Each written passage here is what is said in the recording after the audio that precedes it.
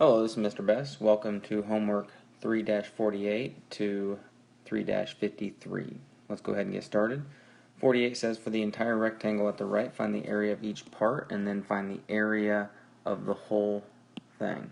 So we can take a look here. We can find the area of each individual part by multiplying length times width. 11 times 7 is 77. 8 times 7, 56.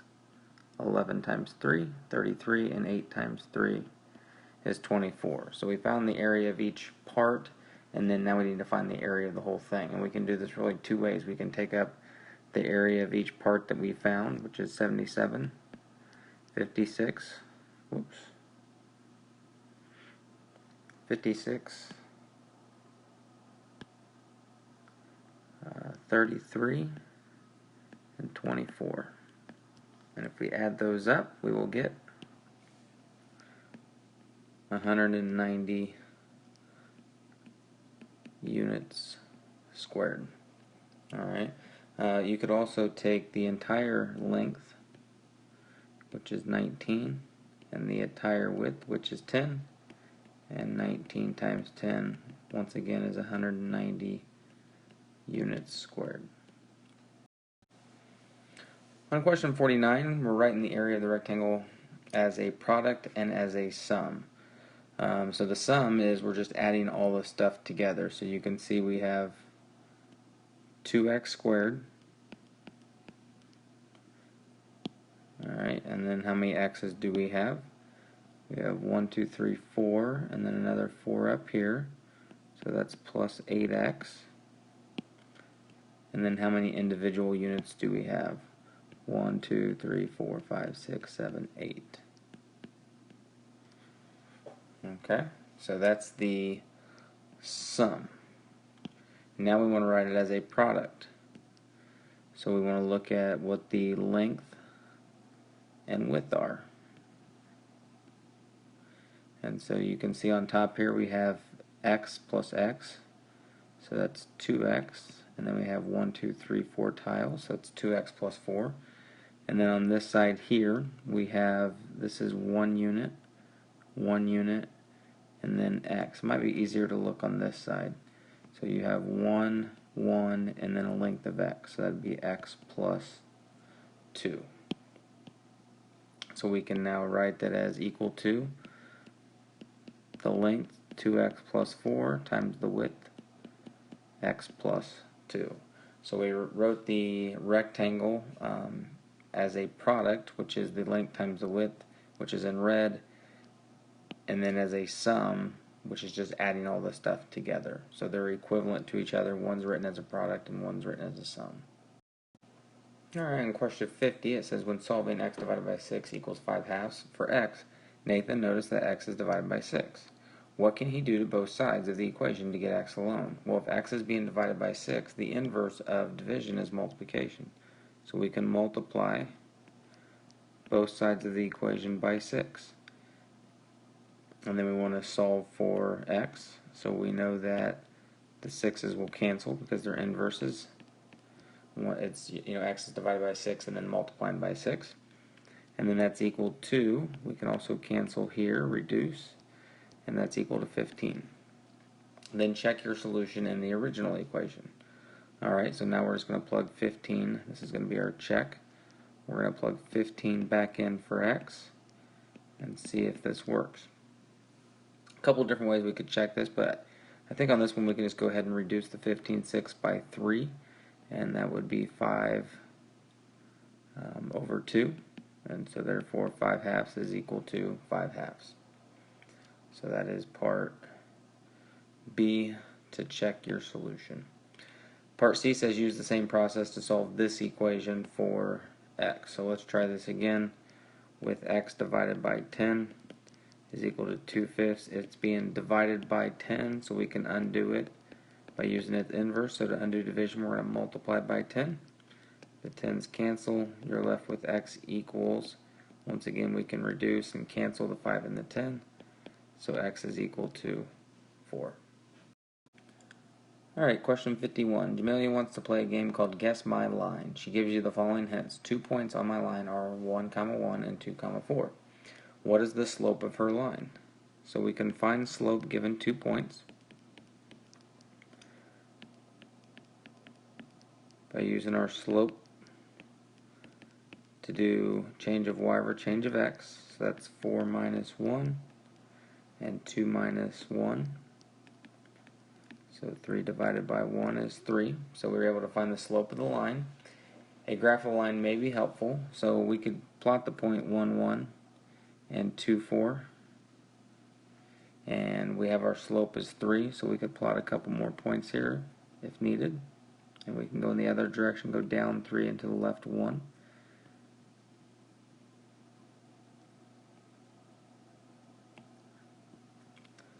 Okay. What is the y-intercept of the line? Well, we can actually look to see that it crossed right here at 0, -2. So this is part B. And then what is the equation of the line? Well, now that we have slope and we have the y-intercept, we can write the equation of the line.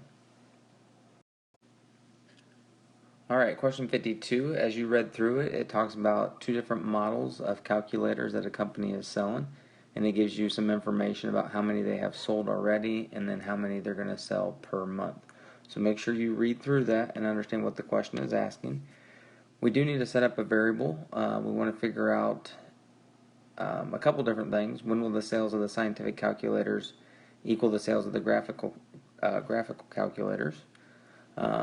And we also know they sell so many per month. So we're going to say M is the number of months. And then also we can use another variable for sales. Prefer not to use S, so I'm just going to use Y. So Y is equal to the total sales. Okay. So for the first company, we'll just call it Company A. They sold 10,000 and continue to sell 1,500 per month. So how would we write that? The total sales would be equal to 1,500 per month plus the 10,000 that they've already sold. All right. Company B has sold 1,800 and they're going to sell 1,300 per month. So once again, the total sales is equal to 1,300 per month plus the 18,000 that were already sold. Now, when will the sales of the scientific calculator equal the same? When will the sales of the scientific calculators equal the sales of the graphic calculators? So what we have here is this Y and this Y, the total sales, you want them to be the same. So how can we set this up? Well, if we want the total sales to be the same, then we should be able to take company A, or the first company, 1,500 times the number of months plus 10,000, and it should be equal to, since we're trying to find equal sales, to 1,300 M plus 18,000. And so you have an equation with one variable, and you can go ahead and solve it. So we'll subtract 1,300 M to both sides. So 200 M plus 10,000 is equal to 18,000. Subtract 10,000 to both sides. 200 M is equal to 8,000. And then divide by 200. So M is equal to 40. So when will the sales be the same? So sales will be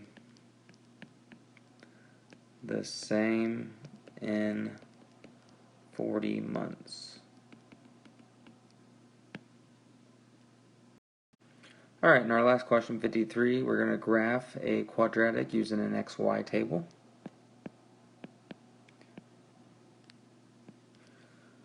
And then find the x and the y intercepts. So by using an XY table, we need to plug in some values for x. We always try to use some negatives, 0, and then some positives, and then kind of go from there to see if we need any more. So I'm just going to sit here and plug in -3 all the way to 3 into the equation. I'm not going to show all this work, but we're plugging in y equals 2 times -3 squared minus -3 minus 3. And then for the next one, we'll do the same thing. We'll do y equals 2 times -2 squared minus -2 minus 3. So I'm going to go ahead and fill in the table and calculate all these values. So there's the rest of my table. I'm going to go ahead and plot some of these points. I won't be able to do -318 with my graph, so I'll do -2, 7, -1, 0, 0, -3, 1, -2, 2, 3, and then 3, 12 I won't be able to get on there. And we know the shape of quadratics are parabolas, so we will graph this best we can here. And that point's not really the vertex, but it's kind of shifted over a little bit. But it gives us enough information to be able to answer the question, which is find the x-intercepts and the y-intercepts. So the x-intercepts, looks like we have 2 of them. One of them is at -1, 0. And then there's another one on here that we don't have exactly, which is somewhere in between 1 and 2. So we'll call it 1.5, comma 0. And then the y-intercept, we have that on the graph at 0, -3. So those are the intercepts in the graph using the t, or the xy table.